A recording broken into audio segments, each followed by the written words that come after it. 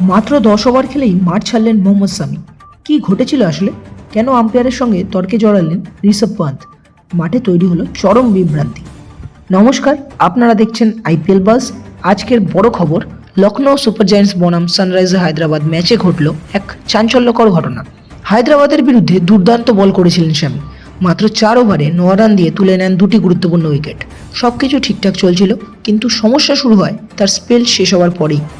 10 over শেষে দেখা যায় শামি মাঠ ছেড়ে ডাগআউটে বসে পড়েছেন, আর তার জায়গায় মাঠে নামেন দক্ষিণ আফ্রিকার পেসার ম্যাথিউ বিটসকে।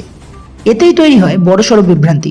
আম্পায়ারের সন্দেহ হয় শামির বদলে কি ইম্প্যাক্ট প্লেয়ার নামানো হয়েছে, কারণ নিয়মে অনুযায়ী ইম্প্যাক্ট প্লেয়ারের নামানোর আগে আম্পায়ারকে জানানো বাধ্যতামূলক, কিন্তু লখনৌর পক্ষ থেকে এমন কোনো তথ্য দেওয়া হয়নি।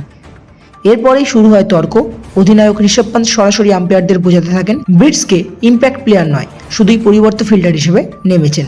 কয়েক মিনিট ধরে চলে এই উত্তেজনা, খেলা বন্ধ হয়ে যায় সাময়িকভাবে। শেষমেশ পরিস্থিতি পরিষ্কার হয়, আবার মাঠে ফেরেন শামি আর বাইরে চলে যান বিটসকে। তবে 2 ওভার পরেই শামিকে তুলে নেয় লখনৌ, কিন্তু এবার ইম্প্যাক্ট প্লেয়ার হিসেবে নামানো হয় আয়ুষ বাদৌনিকে, বিটসকে নয়।